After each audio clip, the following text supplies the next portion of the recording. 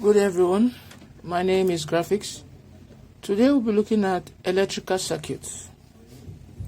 Now, when electrons flows from one point to another, we say electricity is being generated, right? And where do we find this electron? The electron is found in an atom. It moves around the orbitals of the atom. So when this electron moves, it is negatively charged. So when it moves from one point to another, electricity is being produced. Now that is not what I'm actually going to. We're actually looking into what? A circuit.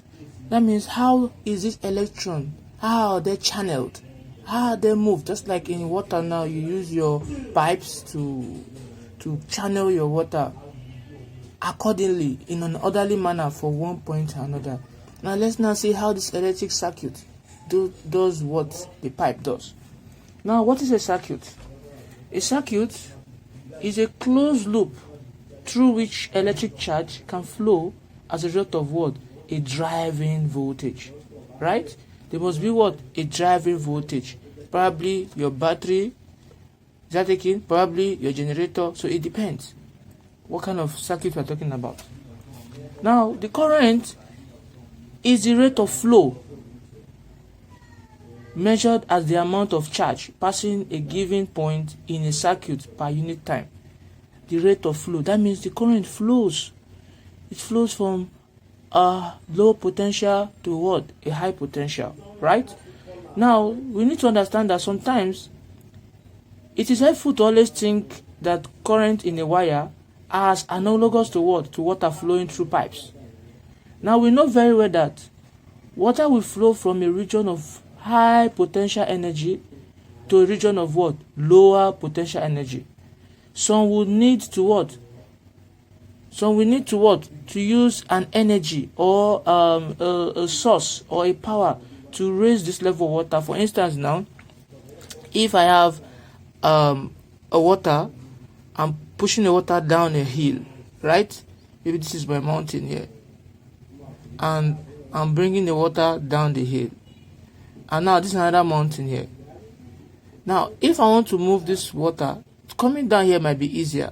But moving this water up the hill again might take a kind of a pumping machine, right? To pump this water out. And this is what exactly a voltage does in what? Or a voltage source does in a circuit. Is that taken now? For them to be what? Continuous flow of current. So the action of lifting this water is what the battery or the power source does in an electric circuit. Is that taken now? Now, apart from that, we should know something very well. In a circuit, we have what is called elements. Right? We have what is called elements. And the element is divided into two. The element is divided into two. We have the active element and we have what? The passive element. The active element are the one that does what? That produces the current, that produces what? The energy in the circuit. Such as what? Your battery, such as what? Your generator, such as what? Your voltage and current source, and so on.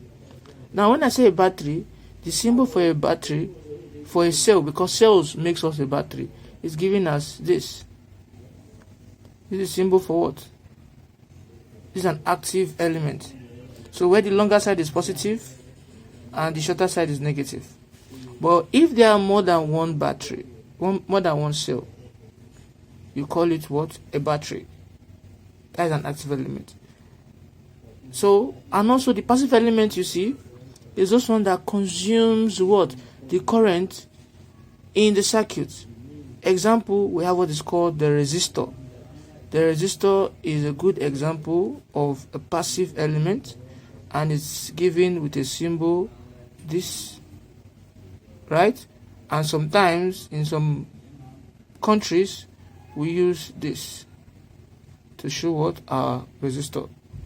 Another one we have is called a capacitor. Is a good example of what? A passive element, and it's given like this. These two of them are on the same point, right?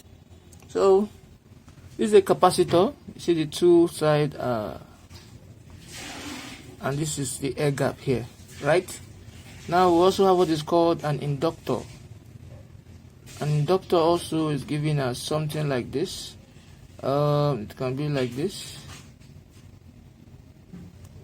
So this is an inductor, right? So now these are some examples of passive elements. They are all connected in the series. Now they are connected in different manner. They can either be connected in series or what? Or in parallel. Now before we go into the series and parallel, we should understand one thing, that your circuit can be open. When it's open, it means that what? It is the currents are not flowing across the circle. It is an open loop, so the current are not free to flow. But when it's a closed loop, when it's a closed circuit, it means that what? It's a closed loop. That means it has formed a complete loop, so they can move around the circuit, right? Then we have, when you say it is short circuit, that means what? The resistive element are bypassed and current flow is very high. So when the resistive element is bypassed, you say it is what? It's short circuit. Now that is one example. That is one aspect we're talking about. Now there's something you need to understand, that your circuit can be an AC circuit, that is alternating current, or it can be a DC circuit, that is direct current. Now the direct current can be getting from what? Your battery, right? While the AC circuit is our normal residential and commercial current. So the AC circuit can be stepped down to the DC circuit, while the DC circuit can be inverted to the AC circuit, right? So we use AC circuit when the current is to undergo a large transmission, a large distance transmission. Is that okay now? Now what you need to understand, the AC circuit on its own, the current is alternating. Like this is the time, this is the magnitude here, that's the magnitude, and this can be the voltage and what? The current. So the current in an AC circuit, it alternates from a positive terminal to what? A negative terminal. So this is positive and this is what? Negative. Is that okay now? Why the DC circuit, the current is direct and it flows through one part. So we have this is the T here for the time, this is the voltage and the current, so it moves in this direction. Let me call here I naught. I'll call here I naught negative, I naught positive, and so on and so forth. So this is the DC and what? The AC. So now what we'll be talking about more in this part of this course will be more of what? DC circuit. Your DC circuit can be connected in three ways. So number one, your DC circuit can be connected in series, right? Your DC circuit can be connected in parallel, and your DC circuit can be connected in what? Series parallel. Series what? Parallel. So we have series connection, parallel connection, and series parallel connection. So these are the ways your circuits can be connected. So we'll be taking one after the other in our next chapter. So, but one thing you need to understand is that what? All these